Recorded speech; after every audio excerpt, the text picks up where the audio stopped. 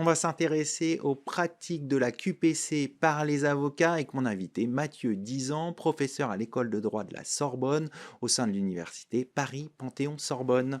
Mathieu Dizan, bonjour. Bonjour Arnaud. La QPC permet de contester la conformité des lois aux droits fondamentaux. Depuis son entrée en vigueur en 2010, quel a été l'impact de la QPC sur le travail des avocats? Un impact majeur, puisque effectivement avec l'arrivée de la QPC, les avocats ont été connectés avec la Constitution, parce qu'avant 2010, le contentieux constitutionnel était seulement un contentieux a priori, préalable à la promulgation, et donc un contentieux sans avocat. À partir de 2010, les avocats vont avoir une pratique du contrôle de constitutionnalité de la loi.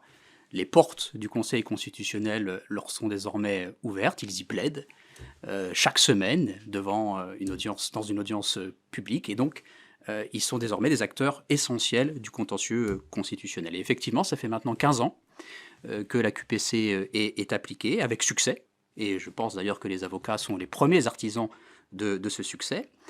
Le constat général que l'on peut tirer, c'est qu'il y a quand même, malgré ce succès, un potentiel que je qualifierais de sous-exploité. Sous-exploité parce que le réflexe constitutionnel, qui était à l'origine de cette réforme, donner un réflexe constitutionnel, ne s'est pas finalement répandu dans tous les cabinets et auprès des 77 000 avocats, ou du moins pas tout à fait de la même façon. Vous avez une explication par rapport à ça? Oui, l'explication, c'est que la grande majorité des avocats restent quand même éloignés de la pratique de la QPC. Dans une étude que j'avais dirigée il y a maintenant 5 ans, 80% des avocats se disaient encore éloignés de la pratique de la QPC. Donc, il y a probablement une raison principale à cela, c'est le défaut d'expertise, parce qu'effectivement, le contentieux QPC nécessite une expertise en contentieux constitutionnel, et ça nécessite aussi de maîtriser un certain nombre d'éléments, de savoir choisir le bon dossier, choisir le moment dans lequel il faut déposer une QPC. Donc c'est toute une série de questions qui se posent proprement au contentieux QPC. Et puis j'ajouterais peut-être un élément qu'il faut souligner, c'est la nature du client. Parce qu'effectivement, il y a une pratique différente selon que le client est un client institutionnel ou associatif, qui peut aussi avoir pour objectif un intérêt général, et puis un client particulier pour lequel l'intérêt général n'est pas le premier objectif à prendre en considération. Alors vous l'avez dit, tous les avocats ne sont pas saisis de cet outil juridique qu'est la QPC. Quel est l'intérêt stratégique pour un avocat de soulever une QPC dans un dossier? Le principal, c'est évidemment la puissance abrogative de la QPC.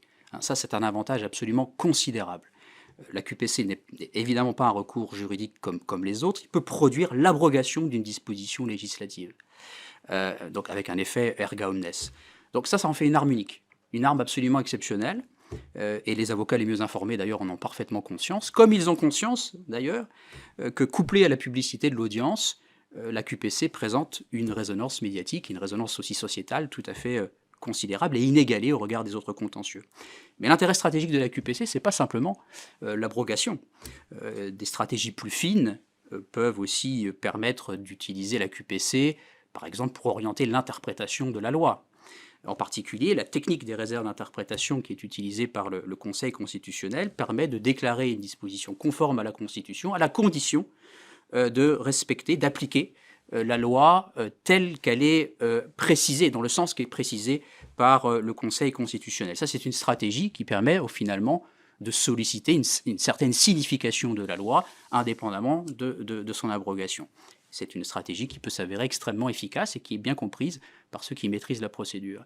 Une autre stratégie peut être aussi d'ailleurs d'utiliser le filtrage de la QPC. C'est quoi le filtrage de la QPC? Avant de remonter au Conseil constitutionnel, la QPC doit être filtrée par le juge administratif et le juge judiciaire, et évidemment le Conseil d'État et la Cour de cassation, qui sont les portiers en quelque sorte du Conseil constitutionnel. Et au stade du filtrage, on peut très bien avoir déjà gain de cause d'une certaine façon, en obtenant une certaine interprétation de la loi, parfois en essayant de fixer une jurisprudence, ou parfois en résolvant une sorte de divergence propre au contentieux ordinaire à l'occasion duquel on soulève une QPC. Donc vous voyez, les stratégies finalement peuvent s'avérer extrêmement variées, parfois très subtiles, en fonction des attentes, en fonction bien sûr du dossier. Et comme dans toute stratégie, vous le savez, tout dépend aussi, et peut-être d'abord, du stratège. Bien sûr. Alors, on a vu l'intérêt stratégique pour les avocats de soulever les QPC. Concrètement, quels sont les types de dossiers qui se prêtent le plus à l'introduction d'une QPC? Oh, tous les dossiers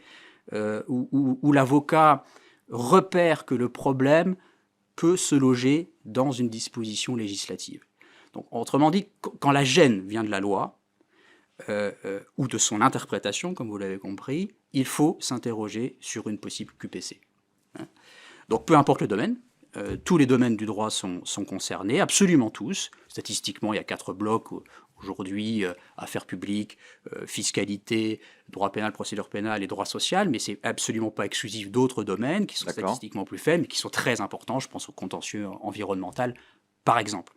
Donc, en réalité, la décision d'engager une QPC, c'est lié à l'environnement du dossier, c'est lié à l'appréciation des résultats envisageables, c'est lié, bien sûr, aux attendus du client avant tout, mais c'est aussi lié à la visibilité de ce type de recours. Et donc, finalement, le bilan d'opportunité présente souvent beaucoup plus d'avantages que d'inconvénients dans la mise en route d'une QPC. Pour le reste, techniquement, c'est une procédure qui est très ouverte. On peut la poser devant n'importe quelle juridiction, on peut la poser à tout moment, en premier ressort, en appel, voire éventuellement en cassation. Et la procédure de filtrage qu'on évoque à l'instant est parfois d'ailleurs vécue comme un frein par les avocats. C'est à tort, ça me donne l'occasion de le souligner, parce que cette procédure de filtrage est enserrée dans des délais extrêmement brefs. Ce qui me permet d'ailleurs d'insister sur un point que je crois extrêmement précieux de souligner, c'est la rapidité de cette procédure. La QPC est une procédure Rappelez rapide. le temps, globalement. Rapide parce que les juridictions de filtrage et le Conseil constitutionnel lui-même sont enserrés dans des délais préfixes. Le Conseil d'État et Cour de cassation ont 3 mois pour envoyer la QPC, le Conseil constitutionnel a lui-même 3 mois pour rendre sa décision. Donc si on raisonne dans une procédure d'ensemble, à supposer qu'on dépose une QPC au stade d'un juge de premier ressort, le système français de contrôle de constitutionnalité permet d'avoir une décision définitive et générale dans un délai qui est en réalité inférieur à 9 mois. Oui, c'est très rapide. Et c'est un avantage, je dirais presque un élément d'attractivité que, bien sûr, les avocats ont en tête. La rapidité, comme vous le savez, c'est un élément extrêmement précieux. Quelles sont les tendances en ce qui concerne les pratiques de la QPC par les avocats? La première tendance que j'évoquerais, c'est peut-être une disparité qui serait à corriger, pour le coup. Je pense ici à un sentiment qui peut être parfois répandu auprès des avocats à la Cour, qui serait celui d'être profane en matière constitutionnelle en laissant le soin d'une éventuelle QPC aux avocats au Conseil, comme si la QPC était assimilable à une sorte de recours en cassation. C'est une erreur de perception, et je pense même que c'est une mauvaise stratégie, pour être honnête. Alors, il faut remédier à cela, et d'ailleurs le CNB, le Conseil constitutionnel lui-même, d'ailleurs, ont pris diverses mesures en ce sens, pour essayer de corriger un peu cette perception.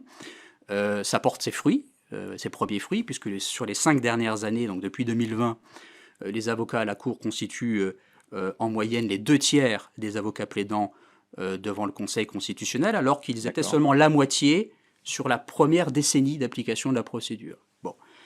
Parmi eux, je souligne aussi une constante, qui est la surreprésentation des avocats du barreau de Paris, qui compte 45% précisément de l'effectif des avocats en France, mais vous le savez, enfin 45%, mais en moyenne 60% des avocats plaidants pour les QPC, donc il y a ici aussi une divergence, à mettre en parallèle avec environ 1/3 des QPC qui sont renvoyés par des juridictions parisiennes. Donc il y a clairement quelques déserts sur certains ressorts territoriaux. Ce n'est pas une fatalité, je le dis.